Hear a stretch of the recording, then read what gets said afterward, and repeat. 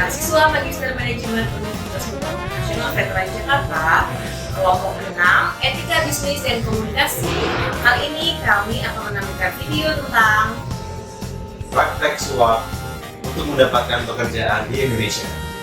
Kelompok kami terdiri dari Halo, saya Regina Fakansa dengan NIM 2210121006. Saat ini saya bekerja di satu perusahaan swasta di bidang IT infrastruktur sebagai cloud manager di sana.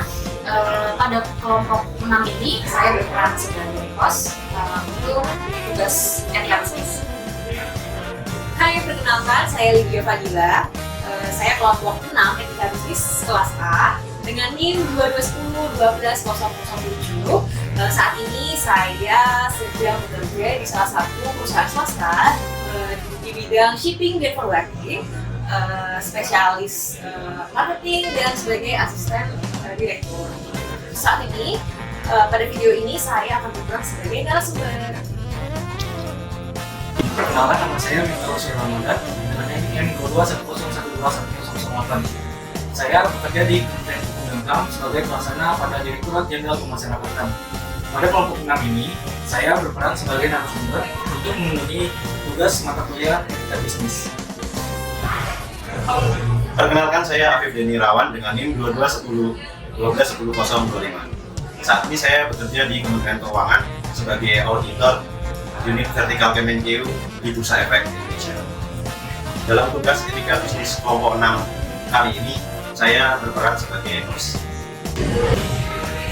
Dan di akhir video nanti, kami akan menampilkan atau membandingkan tentang praktek suap di Indonesia dengan suatu negara yang tingkat KKN-nya rendah, yaitu New Zealand.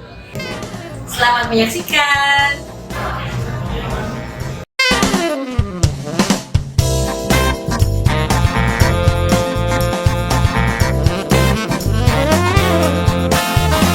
Sekarang kita untuk memulai tugas etika bisnis ini, kita akan mulai diskusi terkait praktik korupsi untuk mendapatkan pekerjaan. Di sini kita udah ada dua narasumber dari dua divisi atau bidang pekerjaan yang berbeda. Ada yang di lembaga pemerintahan, ada juga yang di swasta. Jadi kita bisa melihat dari point of view kedua pihak ini. Gitu. Oke, thank you sebelumnya ya Mas Mita, Mbak Lydia. Terima kasih untuk waktunya kita bisa diskusi bareng-bareng. Di sini saya selaku host Regina ditemani oleh rekan saya Mas Afif untuk bisa memulai diskusi ini. Mungkin kita bisa mulai aja. Oke, terkait tema kita sekarang nih, terkait tema melakukan korupsi untuk mendapatkan pekerjaan. Di sini sih sebenarnya udah ada beberapa praktik korupsi yang udah kita tahu ya, udah di viral juga.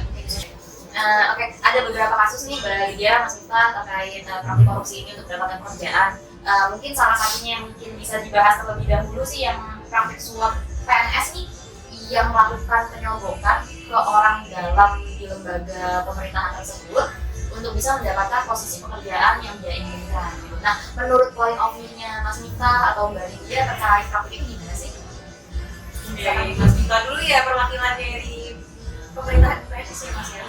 Ya, silakan Mas Mita.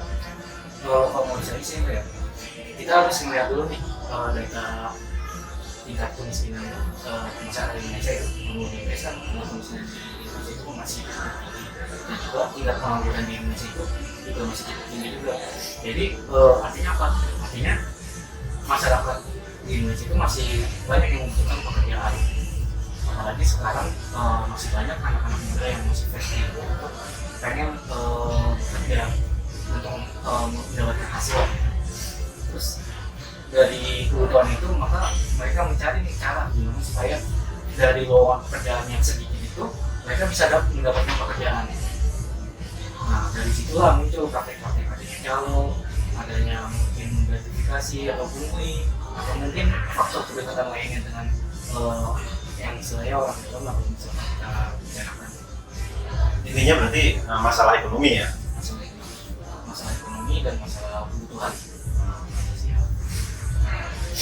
Memang tidak dipungkiri mungkin di semua sektor ya, bukan dari pemerintahan doang, tapi juga mungkin di BUMN dan swasta juga mungkin ada terkait praktek-praktek korupsi suap untuk penerimaan pegawai atau rekrutmen pegawai. Cuman semakin kesini saya lihat di semua sektor itu juga semakin membaik, seperti adanya sistem merit pada saat rekrutan pegawai dan juga program GBK dan UGM. Dan sebetulnya juga kan calon-calon tersebut juga ada juga yang enggak ini ya Mas ya, yang bohong gitu ya, maksudnya ternyata nggak masuk gitu, sudah dibantu sudah bayar berapa ternyata tuh nggak masuk juga gitu ya, ada janji palsu gitu. Nah itu sih Nah, sebetulnya kalau pertanyaannya seperti ini bagaimana? Apa namanya? Ya yang terbongkar, yang nggak close, ya nggak close itu maksudnya ya ketika misalnya nyuap sebagai CPNS, tapi dia nggak diterima baru kebongkar kan, karena mungkin korbannya lapor ke polisi kan, akhirnya masuk ke pengadilan dan macam-macam. Cuma kan untuk kasus-kasus yang close, ya mungkin silent aja karena sama-sama saling diuntungkan kan ya. Kalau saya sih memang mungkin dulu itu memang marak banget di pemerintahan terkait adanya suap, dan memang sampai pada saat ini juga kalau karyawannya tersebut keterima itu jarang sekali ada yang sampai dipublis di berita atau terungkap. Lebih keseringan untuk orang-orang yang kecewa, mereka baru melaporkan sampai dengan memviralkan hal tersebut. Nah gimana nih pertanyaannya kalau misalkan ada orang yang ketahuan lolos menjadi PNS tapi dia tidak melaporkan hal tersebut atau tidak melakukan masalah tersebut. Menurut saya sih orang tersebut harus ditindak sesuai dengan peraturan dan perundang-undangan yang berlaku yang pertama. Yang kedua, kalau memang tidak bisa dihukum atau tidak bisa ditindak secara undang-undang atau peraturan yang berlaku, bisa dilakukan mutasi atau rotasi pegawai, entah itu mutasi kantornya atau mutasi ruangan atau mutasi bagian. jadi karyawan yang diminta untuk integritas yang tinggi, kemudian jujur dan disiplin itu sepertinya dengan adanya praktik suap ini tuh menjadi membawa citra yang buruk terhadap suatu perusahaan. Jadi saya sih sebagai karyawan di perusahaan swasta ini juga sangat menyayangkan ya begitu ini. Cuma untungnya sih di perusahaan swasta saya dan beberapa perusahaan yang saya ketahui tidak ada sih praktek-praktek seperti ini, karena yang saya ketahui ya HRD yang zaman sekarang itu sudah sistemnya sudah base sistem ya untuk rekrutannya, terus juga HRD-nya itu juga sangat berintegritas ya, kemudian juga adanya auditor seperti itu juga sangat bisa mengurangi terjadinya kasus suap seperti swasta seperti itu. Poin dari Mbak Lydia itu seperti ini ya, get in, get out ya. Kalau apa namanya inputnya buruk ya hasilnya pasti buruk juga. Jadi apa istilahnya ya itu etika bisnis itu ya bukan cuma masalah etika ya, tapi untuk masalah penjagaan kualitas ya. Kita berdampak lagi ke perusahaan seperti itu. Oh iya Iki, kan belakangan ini kan banyak nih yang lagi viral nih, ada kasus viral nih. Nah coba deh mungkin bisa kita tahu apa view dari Mas Ini Miftah sama oke. Terkait kasus yang viral di mana pegawai ini diajak staycation oleh atasannya untuk bisa perpanjang kontrak. Menurut dari Mas Miftah sama Mbak Lydia, apakah hal tersebut juga masuk ke dalam ranah pelanggaran etika bisnis, atau apakah hal tersebut mengacu kepada kegiatan penyuapan atau korupsi? Menurut pandangan kalian seperti apa? Iya, mungkin kalau beberapa tahun yang lalu kan sempat itu diungkapkan sama Ketua KPK ya. Pada waktu itu, kalau sekarang sudah mantan Ketua KPK ya, Bram Samad, bahwa ada juga terjadi di pemerintahan ya gratifikasi semacam itu ya, terutama dalam bentuk ya apa yang seperti kasus staycation itu. Nah ini menurut pendapatnya Mbak Lydia nih dari sektor swasta sama Mas Miftah dari pemerintahan seperti apa ya? Menurut saya ya pada kasus tersebut itu sebetulnya ada dua pelanggaran ya. Yang pertama pelanggaran etika bisnis tentunya oleh atasan itu ya, atasan atau manajer itu yang membawa bawahannya atau staffnya itu untuk staycation. Yang kedua kan berarti ada pelanggaran asusila ya Mbak. Ya, Seperti itu. Jadi karena udah dua pelanggaran itu pasti kan nggak boleh terjadi gitu ya. Hal tersebut gitu. berarti benar ya tindakan dari si karyawan untuk melaporkan hal tersebut ke media, polisi itu menurut saya Sudah benar ya, karena Iya, dan apa korbannya sudah speak up ya. Karena sebetulnya kan seperti yang kita tahu juga ya, kalau kita mau perpanjang kontrak kan ya itu by sistem aja ya, tidak perlu adanya pelanggaran seperti staycation seperti itu. Profesional aja ya. Mungkin dari diskusi ini bisa disimpulkan bahwa pelanggaran etika bisnis itu mau di sektor swasta ataupun pemerintahan adalah hal yang salah dan patut untuk kita perangi bersama-sama ya sebagai individu, khususnya sebagai mahasiswa Magister UPN Veteran Jakarta, kita di sini berperan penting untuk selalu memerangi, mencegah, menghindari dan sebagai whistleblower kalau seandainya hal itu terjadi di depan mata kita seperti itu.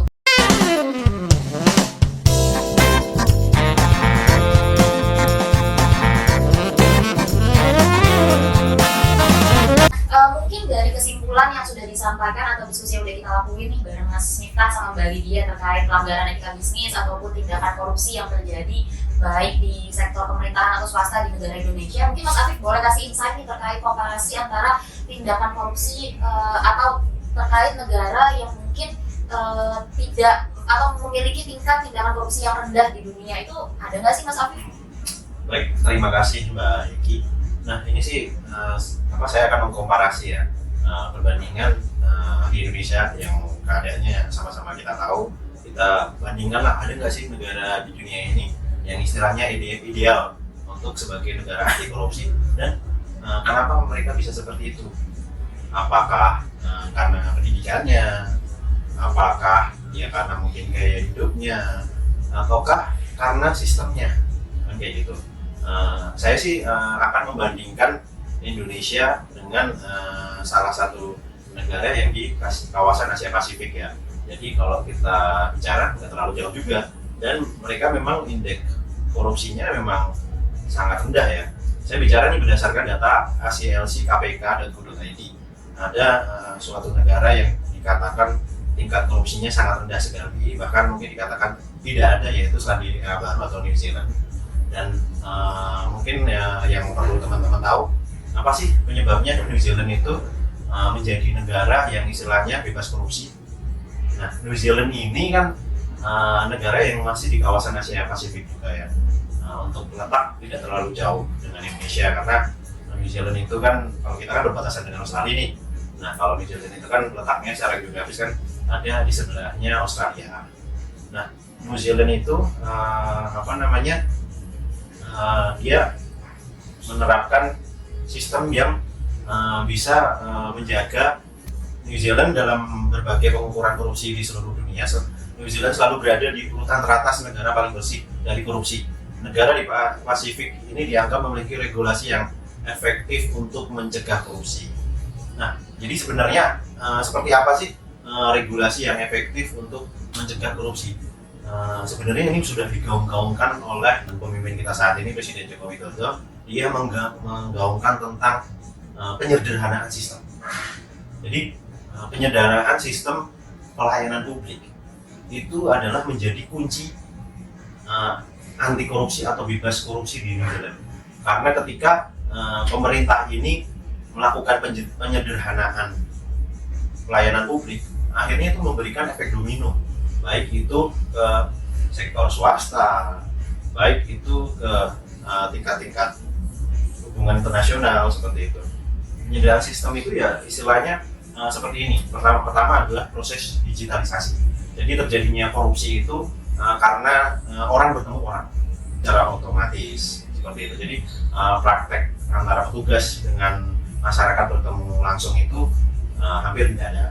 Itu pertama. Kedua itu tentang pelaksanaan SOP.